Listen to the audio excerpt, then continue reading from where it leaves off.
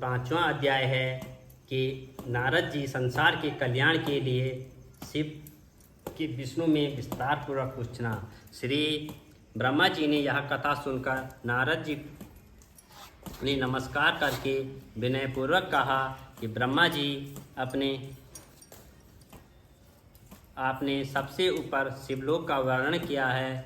इस संसार में तो यह प्रसिद्ध है कि भगवान शिव का स्थान कैलाश है तथा शिवलोक को जाने वाला उस कैलाश पर्वत पर जाता है। अब मैं यहाँ आपसे जानना चाहता हूँ कि जिस भगवान सदाशिव का आपने वर्णन किया है, क्या यह कैलाशवासी सदाशिव है या कोई दूसरे हैं? नारद जी की बात सुनकर ब्रह्मा जी खुश होकर बोले, उसकी प्रशंसा करने लगे और नारद, मैं तुमसे बहुत प्रसन्न हूँ क्योंकि तुम सब कुछ जानते हुए भी संसार के कल्याण के लिए इस प्रकार प्रसन्न कर रहे हो कि सज्जन पुरुषों का यही काम है। अतः मैं अब तुमको वही कथा सुनाता हूँ कि भगवान सदाशिव ब्रह्म सगुण रूप महेश्वर हैं और उनके स्थान काशी, आनंद और ब्रह्मांड इत्यादि हैं।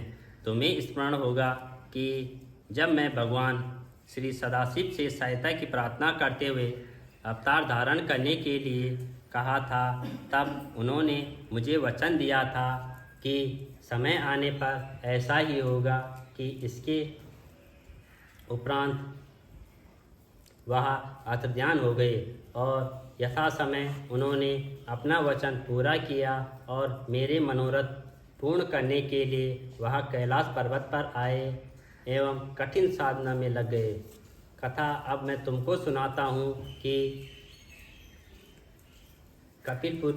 कपिलपुरी में यज्ञदत्त नामक का एक ब्राह्मण रहता था और यज्ञदत्त विद्या के प्रांगण था।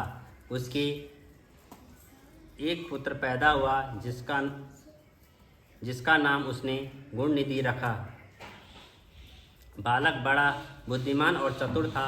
8 वर्ष की छोटी सी आयु में उसने बहुत सी विद्याएं सीख ली थी, परंतु वह कुमार्ग में पढ़कर अपने धर्म तथा कर्म से भटक गया था और वह जुआरी, खेलकूद में संलग्न था तथा गाने बजाने वाले साथी बन गया था।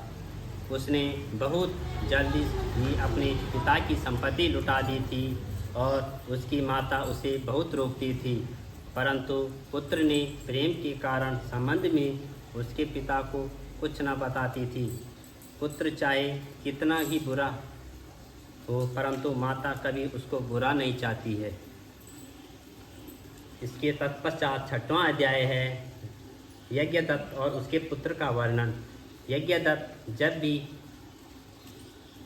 घर आकर अपनी पत्नी से गुणनिधि के संबंध में पूछता तो इस समय गुणनिधि कहाँ है, तो वह सदा झूठ बोल कर कह देती थी कि घर से बाहर गया हुआ है और यहाँ तो कहीं स्नान आदि कर रहा होगा अथवा देव मंदिर में बैठकर भगवान का पूजन कर रहा होगा। यज्ञदत्त अपने पुत्र के संबंध में इस प्रकार हमेशा अंधेरे में ही रहा।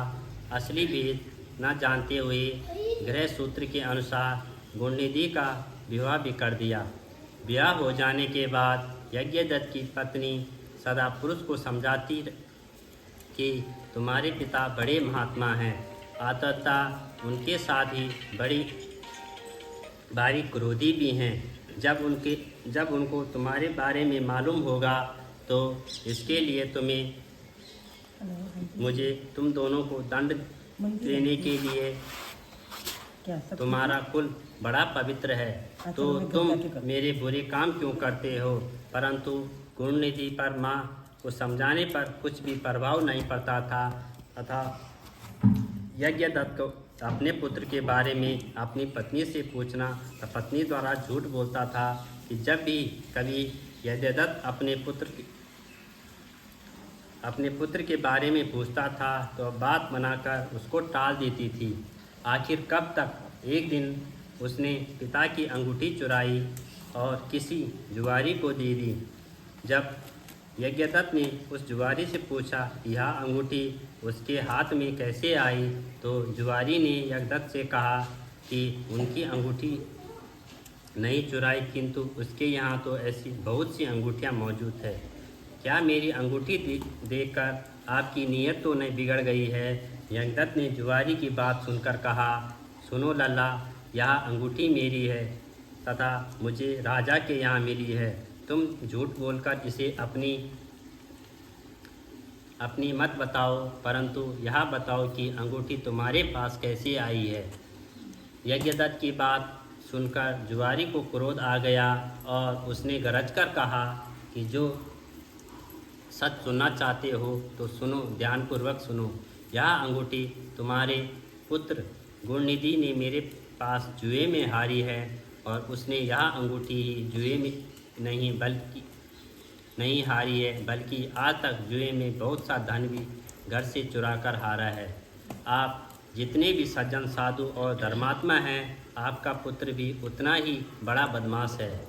यह दुख इस बात का है कि आप इतने बड़े विद्वान होते हुए भी आज तक अपने पुत्र को करतूतियों को नहीं जान सके। जुआरी की बात सुनकर यज्ञदत्त को शर्म के मारे बुरा हाल हो गया और वह मारे लज्जे के मुँह पे ढापे हो गए और सिर झुकाए हुए अपने घर पहुंचा एवं घर आने के साथ ही अपनी पत्नी से पूछा कि गुणनिधि कहाँ है, वह अंगूठी कहाँ है कि उस दिन जो तुमने उबटना करते हुए हाथ से ले ली थी, मुझे उसकी आवश्यकता है, उसे लाकर मुझे दे दो। यज्ञ की बात सुनकर उसकी पत्नी ने उत्तर दिया, वह अंगूठी मैंने कहीं रख दी है, अब मुझे याद नहीं आ रहा है कि कहाँ रखी है। स्त्री की बात सुनकर यज्ञदत्त ने कहा, तुम झूठी हो।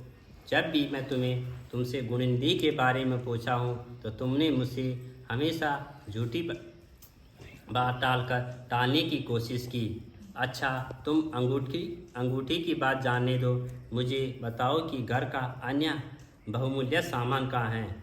ना जाने मेरे किन पापों के कारण मेरे यहाँ ऐसा पुत्र पैदा हुआ है।